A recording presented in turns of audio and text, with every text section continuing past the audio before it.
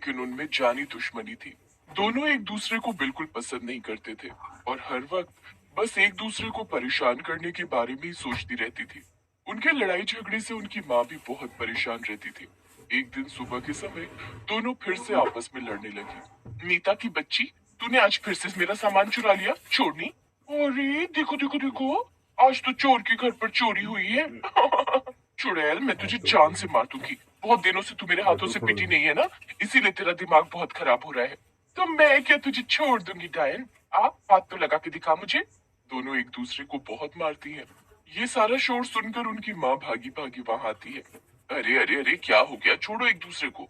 मार डालूगी क्या एक दूसरे को? मैं कहती हूँ दूर हटो, हटो। माँ, इसने मेरी चप्पल चुराई है। लड़ाई की जड़ यही है, मैंने कुछ भी नहीं किया है।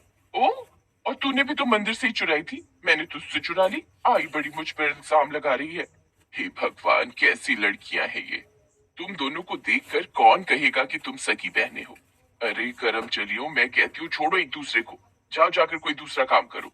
मैं तो तंग आ गई हूँ ये रोज रोज की मारपीट से। रीता और मीता की माँ उन्हें अलग करती है और दोनों को अलग अलग काम करने के लिए भेज देती है ताकि वो उन्हें लड़ने से रोक सके। अरे भगवान, ना जाने ये लड़कियां कब सुधरेंगी। मैं इन्हें अकेले पाल रही हूँ। अगर मुझे कुछ हो गया तो ये दोनों तो एक दूसरे के साथ कैसे रहेंगी। रीता और मीता की माँ यही सब चिंता करते करते घर से बाहर आ रही थी कि तभी एक गाड़ी आती है और उसे टक्कर दे देती है। उसकी तुरंत मौत हो जाती है और वो एक चुड़ैल में बदल जाती है। अरे, ये क्या हो गया? मैं कैसे मर गई? मैं तो चुड़ैल बन गई। अब मेरी बेटियों का क्या होगा?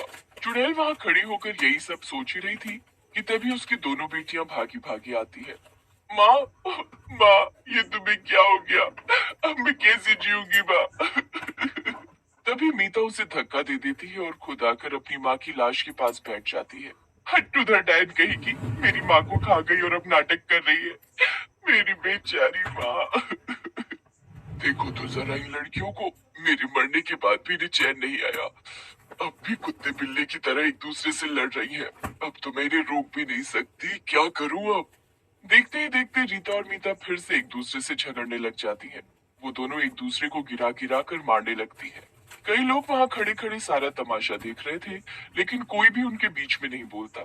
आखिर में खुद ही दोनों थक कर रुक जाती हैं। एक हफ्ता बीत जाता है और दोनों बहनें आए दिन किसी न किसी बात पर लड़ पड़ती थी। उनकी चुड़ैल माँ सब देख रही थी, लेकिन कुछ भी नहीं कर पा रही थी। मैं अपनी बेटियों को इस हाल पर नहीं छोड़ सकती हूँ, मुझे कुछ तो करना ही पड़ेगा। अरे ऊपर वाले, मुझे कोई रास्ता तो दिखाओ ऊपर वाले। तभी वहां पर रीता और मीता की चाची आ जाती है। वो उन्हें बिल्कुल भी पसंद नहीं करती थी। उनके साथ ऐसा हादसा होता देखकर वो मन ही मन बहुत खुश थी। अरे अरे अरे, मेरी प्यारी बच्चियां। कितना बुरा हुआ तुम्हारे साथ मेरी परियों। बिन माँ के कैसे जियोगी अब तुम? रीता मीता की चाची उन्हें गले लगाकर झूठ मूठ में ही जोर शोर से रोने लगती है और चुड़ैल वहीं खड़ी होकर ये सब देख रही थी। चुड़ैल को ये सब देखकर बहुत गुस्सा आता है। देखो तो जरा इस ड्रामेबाज को, कितना नाटक करती है। जब मैं जिंदा थी तब तो आई नहीं कभी मेरा हाल पूछने। अब देखो कैसे गा गा कर रो रही है। अरे अगर ये औरत फिल्मों में जाती तो बहुत आगे जाती। आ गई है मेरी बेटियों के जले पर नमक छिड़कने। चुड़ैल ये सब देख ही रही थी कि उसे एक आइडिया आता है। वाह, शायद यही ऊपर वाले का इशारा है। अब मैं इसके शरीर में घुसकर अपनी बेटियों को मिला सकती हूँ। इतना कहकर चुड़ैल चाची के शरीर में घुस जाती है। अब इसके शरीर का इस्तेमाल करके सुबह चुड़ैल उठती है और जाकर रीता के ऊपर ठंडे पानी की बाल्टी उड़ेल देती है। रीता चौंक कर उठ जाती है। अरे, ये क्या किया आपने चाची? मुझ पर इतना ठंडा पानी क्यों डाला? मैंने ऐसी क्या गलती की थी? हाँ तो, और क्या करूँ, तेरी आरती उतारूं?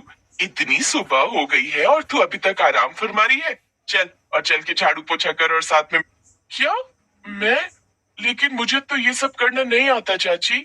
मैं भला कैसे करूंगी? नहीं आता है तो सीख और आदत डाल ले। अब से सारा काम तुझे ही करना है और वो भी अच्छे से, वरना तुझे मार मार कर तेरा भरता बना दूंगी। हाँ। रीता रोते रोते वहां से जाती है और सारा काम करने लगती है। मीता उसे देखकर खुश हो रही थी। अच्छा हो रहा है इस डायन के साथ, इसे तो ऐसे ही मारना चाहिए। माँ ने इसे वैसे भी बहुत सर पर चढ़ा रखा था। अब ये चाची इसको अच्छा सबक